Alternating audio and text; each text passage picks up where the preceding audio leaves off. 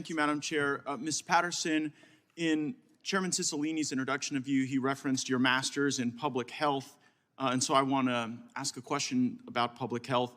Is there a different chemical composition for vaccines in white neighborhoods as opposed to non-white neighborhoods?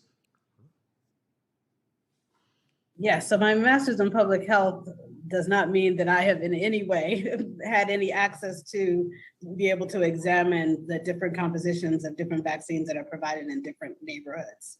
So, do you have any basis to believe that the vaccines being administered in white neighborhoods versus non-white neighborhoods are different? I don't have any basis to even begin to evaluate that question because, again, I don't have access to the data, samples, or anything like that. What about the batching process? Is there something called a white batch of vaccines as opposed to a batch of vaccines that would be intended for non-white people? Not that I've heard of. Not that you've heard of. It's interesting. I found a tweet of yours from December 3rd, almost a year ago today, 2020, where you tweeted, "My COVID-19 vaccination plan, go to the whitest neighborhood I can find to make sure my dose comes from a white batch."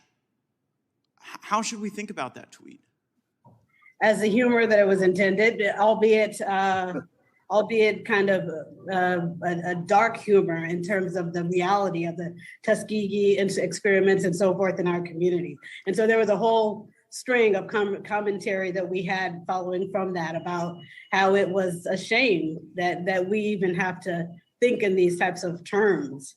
So that's where... Well, it would seemingly be more of a shame if we thought in these terms without a basis. And I understand people, put things on Twitter sometimes that are jokes. And I noted in response to your tweet, an account called Urban Dashboard replied, "You have a great sense of humor, but too painful to laugh at that joke." And then you replied, "I know, it's all too painful all day, every day. And as I said, I was barely joking because it's real!"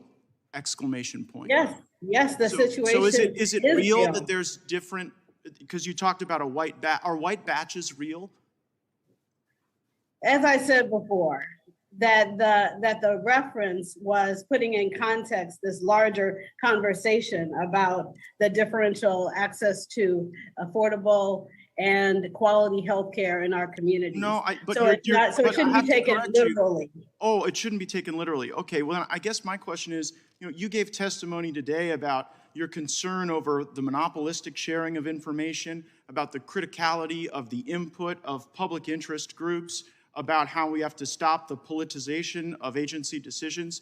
Do you think it damages public health, and do you think it damages the credibility of public interest groups like yours when you put out that your personal vaccination plan is to go to the whitest neighborhood so that you can ensure that your dose comes from the whitest batch?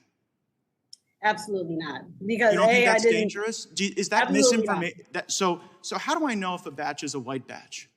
If I wanted to follow your vaccination plan and I wanted one from the white batch too, where would I go? Again, you're being facetious, and I've already responded to the question, and so I'm not going to respond to it again because there's not new information to provide. Well, do you think that being facetious about race-based vaccination issues is dangerous? Because we have seen data that there are communities of color that are more skeptical of vaccines, and do you think that facetious comments like this are helpful?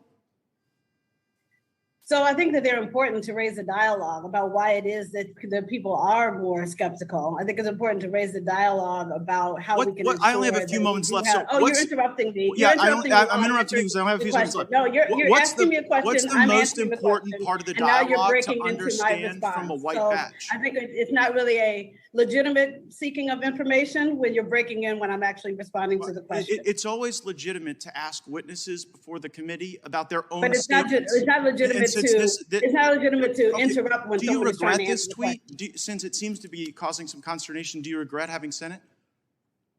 No. because it's causing consternation with you. It caused an interesting and important dialogue that is not one that I'm the only one having, that number of us are having. I think that sometimes that dialogue can metastasize into disinformation and can actually harm the people that you say you're here to help. My time's up. No, it actually acknowledges the reality of what we all face. But there's no reality of a white badge. It's just The something time you of the made up. gentleman has expired.